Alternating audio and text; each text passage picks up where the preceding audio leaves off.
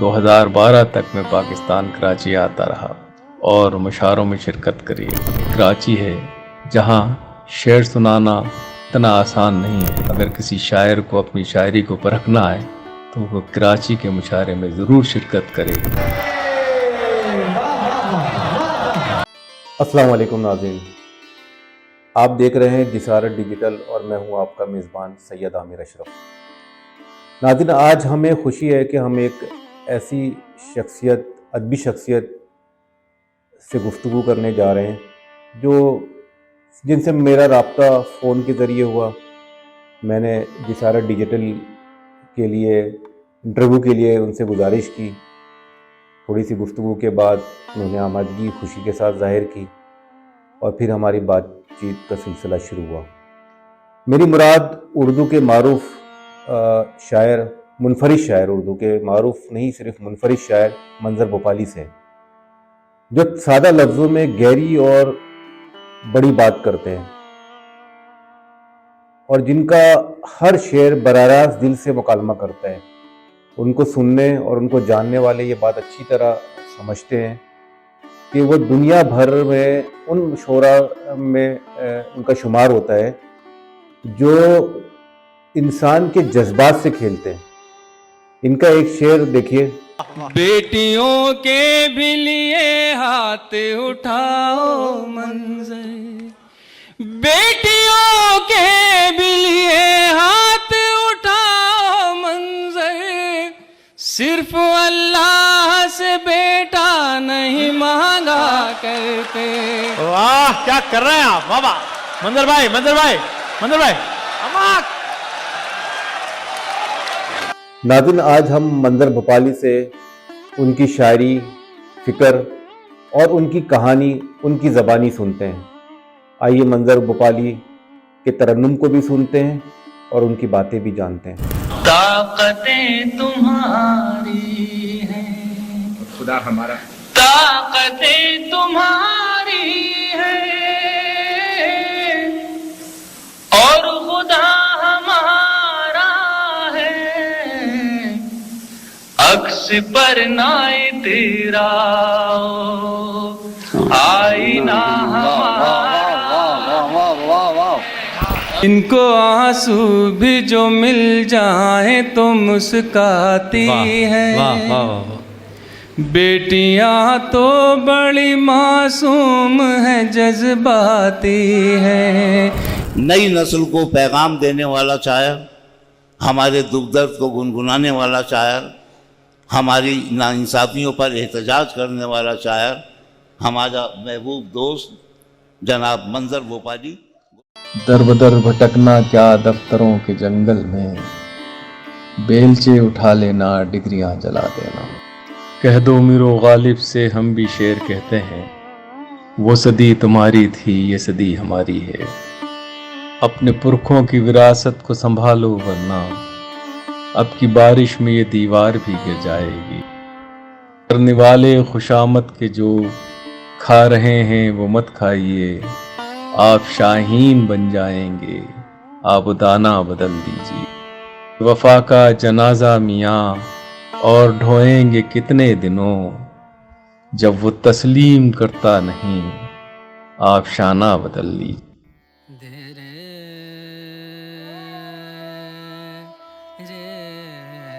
میری منزل صرف شاعری کرنا تھا، مجھے یہ نہیں خبر تھی کہ میں لوگوں کا ہر دل عزیز شاعر بن جاؤں گا اور دنیا بھر میں مشاعرے اور اپنی کتابوں کے حوالے سے جانا جاؤں گا۔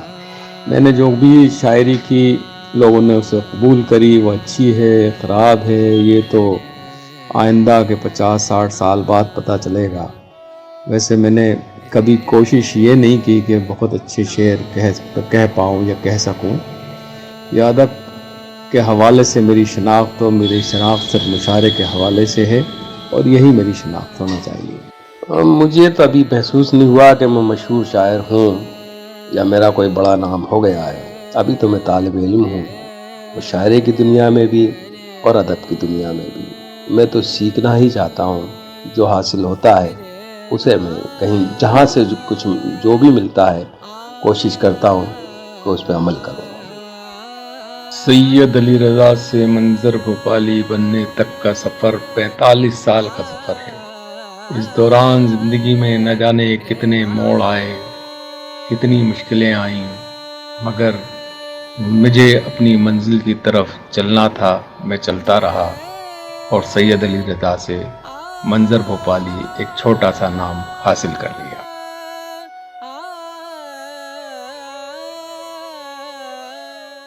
بھوپال سے کے پرائمری گنوری اسکول سے میں نے پرائمری تک تعلیم حاصل کری، پھر اس کے بعد مڈل اور ہائی اسکول جہانگیریا سے کیا، پھر اس کے بعد ایم اے اردو میں نے سیفیہ کالج اور برکت اللہ بھوپالی یونیورسٹی سے مکمل کیا۔ اور جن بڑے لوگوں سے میرا رابطہ رہا، آپ کو حیرت ہوگی کہ 20ویں اور 21ویں صدی کے جتنے بڑے نام ہیں میں نے سب کے قدموں میں بیٹھ کر اپنی شاعری پیش کری، چاہے وہ فراق گورکھپوری صاحب ہوں، چاہے وہ احمد ندیم قاسمی صاحب ہوں، احمد فراز صاحب ہوں، پروین شاکر صاحبہ ہوں، امجد اسلام امجد صاحب ہوں، انور شعور صاحب ہوں، پیرزادہ قاسم صاحب ہوں، محسن بھوپالی صاحب ہوں، دعا فاضلی صاحب ہوں، محسن احسان صاحب ہوں، عباس تابش صاحب ہوں، افتخار عارف صاحب ہوں، نصیر تراوی صاحب ہوں، عبداللہ علیم صاحب ہوں، احسان جمالی صاحب ہوں، محشر بدایوں صاحب ہوں، یا تابش دہلوی صاحب ہوں، یعنی پاکستان کا کوئی بڑا شاعر ایسا نہیں تھا جس کو میں نے اپنی شاعری یا ان کے ساتھ مشاعروں میں شرکت نہیں کی، اور آج بھی میرا یہی سلسلہ جاری ہے۔ اب تصویر بدل گئی ہے، اب نئے لوگ آ گئے۔ اسی طرح ہندوستان سے میں نے جن شعراء کے ساتھ مشاعروں میں شرکت کری یا ان کی خدمت کری، ان میں علی سردار جعفری صاحب ہوں، گوپی چند نارنگ صاحب ہوں، جگناتھ آزاد صاحب ہوں، کمار باراونکی صاحب ہوں، عمر مہندر سنگھ بیدی صاحب ہوں، زبیر رضوی صاحب ہوں، والی یاسی صاحب ہوں، کرشمیاری نور صاحب ہوں، اور بشیر بس صاحب ہوں، راحت اندوری ہوں، منور رانا صاحب ہوں، وسیم بریلوی صاحب ہوں، اور بیکل اسائی صاحب ہوں، ندا فاضلی صاحب ہوں، عزیز قیسی صاحب ہوں، اور اسی طرح نظموں کے بہت بڑے بڑے شاعر، عرفان صدیقی صاحب غزل کے بہت اہم شاعر ہیں، ان کے ساتھ مشاعرے پڑھے۔ یعنی کوئی ایسا شاعر رہا نہیں 20ویں اور 21ویں صدی کا کہ جس کے ساتھ میں نے مشاعروں میں شرکت نہ کی ہو، یا انہوں نے مجھ پر کچھ نہ کچھ تحریر میری شاعری پر محبتوں سے نہیں نوازا ہو۔ ایسی کوئی شخصیت مجھے نظر نہیں آ رہی، فنا نظامی صاحب ہوں، یعنی کوئی بھی ایسا شاعر جسے آپ نام لیں گے، میں نے ہر شاعر کے ساتھ شعر پڑھا ہے، دونوں ملکوں کے۔ یہ میری خوش قسمتی تھی، اور بڑے بڑے مشاعروں میں شرکت کری اور پوری دنیا کا سفر کیا، اور تقریباً 15 سے 20 ہزار مشاعروں میں شرکت کیا ابھی تک۔ 40 سال سے زیادہ مجھے ادب کی دنیا میں ہو گیا، مشاعروں کی دنیا میں ہو گیا۔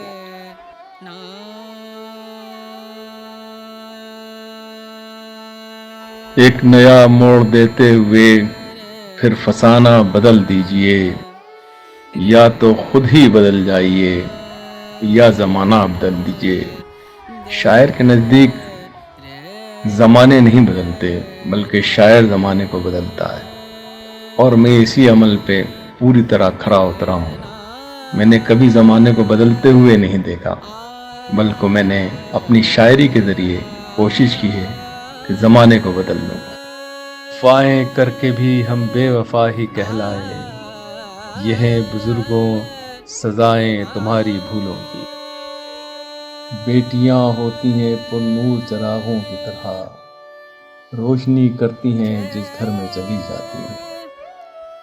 گھنے جنگل اسی کی زد میں آ کر شہر بنتے ہیں، یہ انسان تو پرندوں سے ٹھکانہ چھین لیتا ہے۔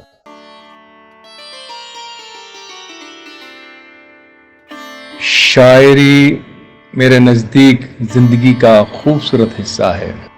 ہر انسان میں شعر کہنے کی صلاحیت بھی ہوتی ہے، اور شعر سمجھنے کی صلاحیت بھی ہوتی ہے۔ جو لوگ شاعری سے دور ہیں، میں سمجھتا ہوں وہ زندگی سے دور ہیں۔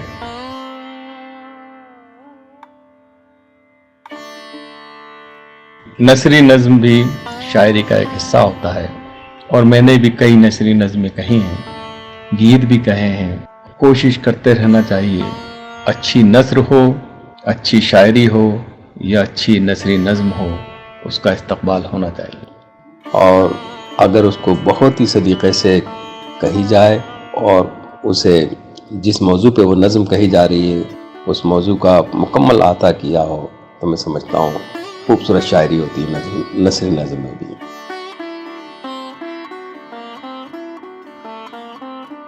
بنیادی فرق سامنے کا ہے کہ جو بات نثر میں کئی صفحے پر کہی جاتی ہے، وہ بات غزل کے دو مصروں میں ہم کہہ دیتے ہیں۔ وہی تمام کی تمام باتیں، وہی تمام کے تمام موضوع جو نثر میں کہے جا رہے ہیں، وہ غزل میں 2 4 6 5 شعر میں مکمل کر دیتے ہیں۔ فرق تو ہے، اور شاعری کی طرف زیادہ لوگ دھیان دیتے ہیں، شاعری سے زیادہ لطف اٹھاتے ہیں۔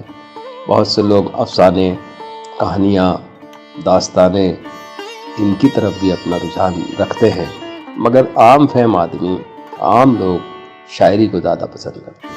یقین ہے مجھ کو بازی جیتنے کا، فتح میری ہے، میں گلدستے بناتا ہوں، وہ شمشیریں بناتے ہیں۔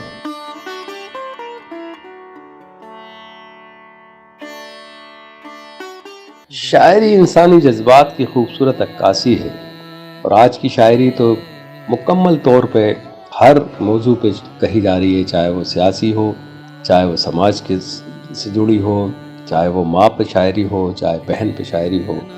غزل نے بھی اپنا روپ بدلا، نظم نے بھی اپنا روپ بدلا۔ ہندوستان میں شاعری کے ذریعے ہم اپنے جذبات کا اظہار مکمل طور پر کرتے ہیں۔ سماجی کمیوں یا خرابیوں کو، سیاسی خرابیوں کو، یا سیاست میں جو کچھ جس طرح سے نفرتیں پھیلائی جاتی ہیں، اس کا جواب سلیقے سے ہم شاعری میں دیتے ہیں۔ شاعری کے بغیر میں سمجھتا ہوں ہر چیز ادھوری ہے۔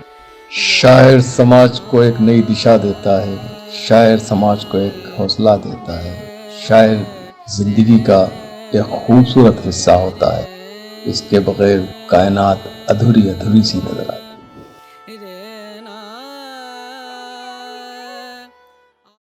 میرا 40 سال کا تجربہ ہے، مشاعرہ شاعری کے معیار کو متاثر نہیں کرتا، بلکہ جو مشاعرے میں سننے والے سامعین آتے ہیں، بہت سے شاعروں کو ان کے معیار پر آ کر شعر کہنا پڑتے ہیں۔ ہندوستان کا معاملہ تو کچھ ایسا ہی ہے کہ ہم جب 10 ہزار 15 ہزار لوگوں کے بیچ میں جاتے ہیں اور ایک عام آدمی وہاں موجود ہوتا ہے سامعین کی شکل میں، تو ہمیں اس کے معیار پہ اتر کے شعر کہنا پڑتے ہیں، کیونکہ وہ اردو اور فارسی سے زیادہ یعنی اس کو معلومات نہیں ہوتی اردو اور فارسی لفظوں کی۔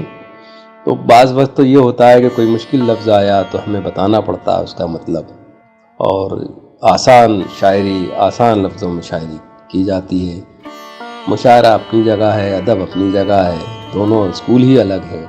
مشاعرہ پرفارمنگ آرٹ کا نام ہے اور ادب ہی ہوتا ہے۔ کوئی بھی ایسا شاعر نہیں ہے، چاہے فیض صاحب کو لیجئے، چاہے فراق صاحب کو لیجئے، چاہے احمد نسیم صاحب کو، احمد فراز صاحب کو، پروین شاکر کو، سردار جعفری صاحب کو، کیفی اعظمی صاحب کو، مجروح صاحب کو، جون ایلیا صاحب کو، وغیرہ وغیرہ، جو بھی شاعر ہیں سب مشاعرے میں شرکت کرتے ہیں۔ تو ہم یہ نہیں کہہ سکتے کہ مشاعرے میں کمزور شاعری ہوتی ہے، بلکہ مشاعرے میں ہی بڑی شاعری ہوتی ہے، اور وہی شاعری ادب میں جاتی ہے۔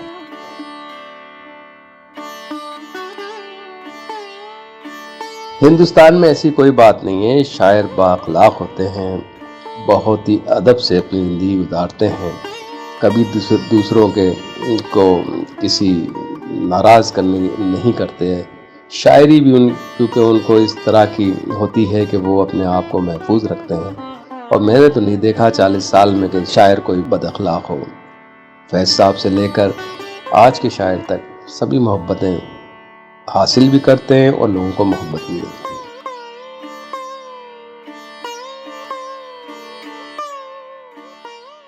میں سمجھتا ہوں ہندوستان اور پاکستان میں کہاں زیادہ بہتر شاعری ہو رہی ہے، یہ سوال مناسب نہیں ہے. دونوں جگہ اچھے شاعر موجود ہیں. ہمارے یہاں بھی بہت بڑے بڑے بہت اچھے شاعر ہیں, آپ کے یہاں بھی ہیں. تو یہ میرے نزدیک تو جب ہم ہندوستان کی شاعری سنتے ہیں تو اس پہ بھی ہمیں فخر ہوتا ہے, اور اگر ہم افتخار عارف اور عباس تابش اور دوسرے امجد اسلام امجد صاحب یہ پیرزادہ صاحب کو بھی سنتے ہیں تو ان پہ بھی فخر ہوتا ہے کہ بھئی دیکھو شاعری یہ بھی ہو رہی ہے. تو دونوں ملکوں میں اچھی شاعری ہو رہی ہے, دونوں ملکوں میں اردو کی خدمت ہو رہی ہے, یہ بڑی بات ہے.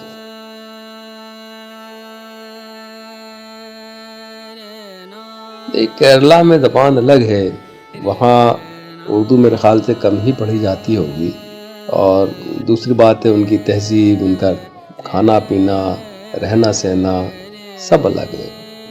94% سے ادب کا کوئی مطلب نہیں ہے. ادب تو میرے خیال سے وہی 10-12% ہی لوگ پڑھتے ہوں گے جو ہر صوبے میں پڑھا جاتا ہے. 94% تو نہ میں سمجھتا ہوں کراچی میں کوئی ادب پڑھتا ہوگا نہ کیرلا میں.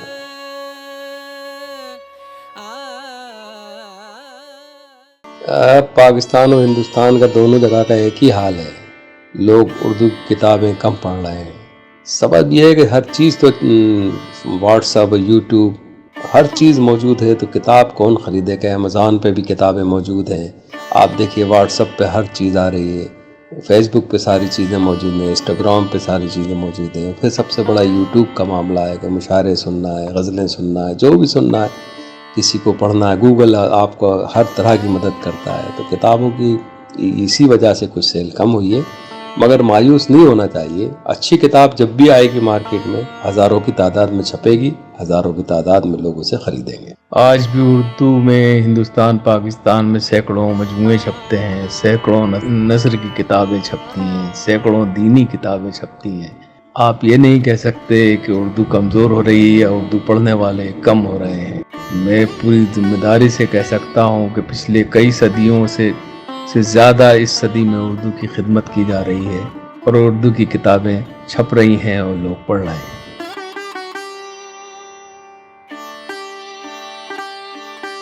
دیکھیے آج کا شاعر شاعری بھی کرتا ہے, اچھی تعلیم بھی حاصل کرتا ہے.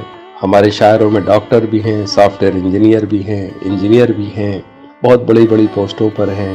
اور جہاں تک صرف شاعری کرنے والے تھوڑا سا ڈگمگا جاتے ہیں کہ صرف مشاعروں کی دنیا میں یا شاعری کے سہارے جو لوگ آگے بڑھنا چاہتے ہیں وہ تھوڑا سا کبھی کبھی ڈگمگا جاتے ہیں. مگر آج کا شاعر میں سمجھتا ہوں خوشحال ہے. کم سے کم اردو نے ان کو اس لائق بنا دیا ہے کہ وہ اپنے چہرے کے اوپر ہمیشہ مسکان لا سکیں. اور لوگوں کی, میں تو بہت دیکھتا ہوں کہ ہمارے بیشتر شاعر, اور جس میں بھی شریک ہوں, ہم لوگ خود ہی دوسرے لوگوں کی بہت زیادہ مدد کرتے ہیں. کوشش کرتے ہیں کہ لوگ کسی طریقے سے اگر ضرورت مند ہے تو اس کی ضرورتیں پوری کر دی جائیں. اب وہ زمانے گئے کہ لوگ شاعری کرتے تھے اور بدحالی کے سے زندگی گزارتے تھے.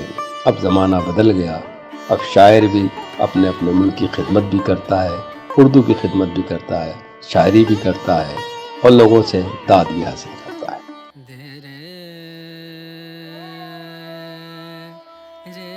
بھوپال ایک اہم ترین ادبی شہر ہے جہاں نسخہ حمیدیہ غالب کا ملا, جہاں علامہ اقبال نے کئی مہینے رہ کر اپنی 12 نظمیں تخلیق کی, جہاں پر جگر صاحب اور بہت بڑے بڑے شاعروں نے ہمیشہ شرکت کری مشاعروں میں. آج بھی یہ شہر ادبی حوالے سے ہندوستان اور پاکستان میں اپنی ایک الگ پہچان رکھتا ہے.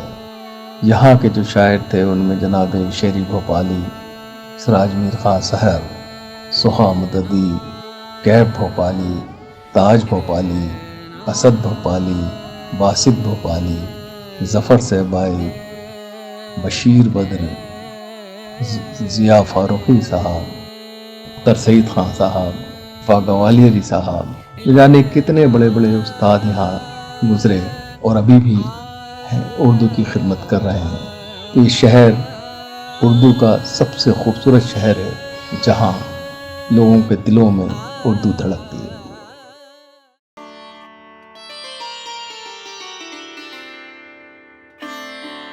میرے کئی شعر ہیں مثال کے طور پہ کہ اپنے پرکھوں کی وراثت کو سنبھالو ورنہ اب کی بارش میں یہ دیوار بھی گر جائے گی. یا یہ شعر کے کہہ دو میرو غالب سے ہم بھی شعر کہتے ہیں، وہ صدی تمہاری تھی یہ صدی ہماری ہے. یا یہ شعر کے بیٹیوں کے بھی لیے ہاتھ اٹھاؤ منظر، صرف اللہ سے بیٹا نہیں مانگا کرتے. یا یہ شعر کے ایک نیا موڑ دیتے ہوئے پھر فسانہ بدل دیجئے، یا تو خود ہی بدل جائیے یا زمانہ بدل دیجئے. ترنے والے خوشامد کے جو کھا رہے ہیں وہ مت کھائیے، آپ شاہین بن جائیں گے آبدانہ بدل دیجئے. یا اسی کا ایک شعر ہے کہ یہ وفا کا جنازہ میاں اور ڈھوئیں گے کتنے دنوں، جب وہ تسلیم کرتا نہیں آپ شانہ بدل دیجئے. یا میرا ایک اور شعر ہے، دیکھیے آپ کے ہم اپنے گھر میں بھی محفوظ رہ نہیں سکتے کہ ہم کو نیت دیواروں در نہیں معلوم. یا ایک غزل ہے کہ طاقتیں تمہاری ہیں اور خدا ہمارا ہے، عکس پر نہ اتراؤ آئینہ ہمارا ہے. آپ کی غلامی کا بوجھ ہم نہ ڈھوئیں گے، آبرو سے مرنے کا فیصلہ ہمارا ہے. عمر بھر تو کوئی بھی جنگ لڑ نہیں سکتا، تم بھی ٹوٹ جاؤ گے تجربہ ہمارا ہے. غیرت جہاد اپنی زخم کھا کے جاگے گی، پہلا وار تم کر لو دوسرا ہمارا ہے. یا اور شعر ہے کہ در بدر بھٹکنا کیا دفتروں کے جنگل میں، بیلچے اٹھا لینا ڈگریاں چلا دینا. یہ تمام شعر ہیں. اس کے علاوہ بھی بہت سے میرے شعر ہیں. میری 13 کتابیں منظر عام پر آئیں، کچھ کتابیں پاکستان سے بھی چھپیں، ایک کتاب اور ابھی میری چھپنے والی ہے. اور یہ سلسلہ ہے ہندی اور اردو دونوں زبانوں میں میری زبانیں کتابیں آئی ہیں. اور اللہ کرم ہے لوگوں نے بڑی پذیرائی کی اور بڑی محبتوں سے نوازا مجھے.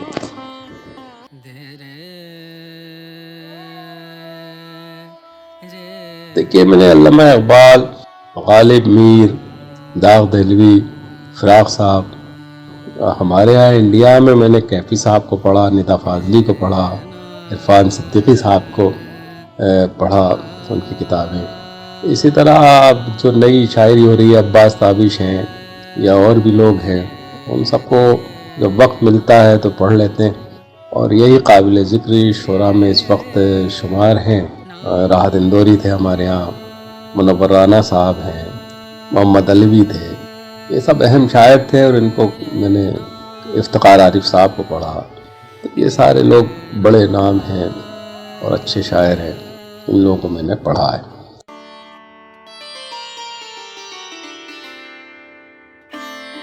کراچی کے مشاعروں میں تقریباً 12 سے 15 بار شرکت کر چکا ہوں. سب سے پہلے 1987 میں انجمن لوح و قلم کی زیر اہتمام عالمی مشاعرے میں شرکت کی تھی. اس کے بعد مسلسل لگاتار 2012 تک میں پاکستان کراچی آتا رہا اور مشاعروں میں شرکت کری. میں سمجھتا ہوں دنیا کے جن ملکوں میں مشاعرے منعقد کیے جاتے ہیں ان میں سے ایک کراچی ہے، جہاں شعر سنانا اتنا آسان نہیں ہے. اگر شاعری ہے کراچی والے آپ کو سینے سے لگا لیں گے. اگر آپ کے پاس شاعری نہیں ہے تو میں سمجھتا ہوں وہ ایک بار بھی ایک مصرعے پہ بھی واہ نہیں کہیں گے. اگر کسی شاعر کو اپنی شاعری کو پرکھنا ہے تو وہ کراچی کے مشاعرے میں ضرور شرکت کرے. اس کو اندازہ ہوگا کہ ادب کراچی میں ہی بستا ہے.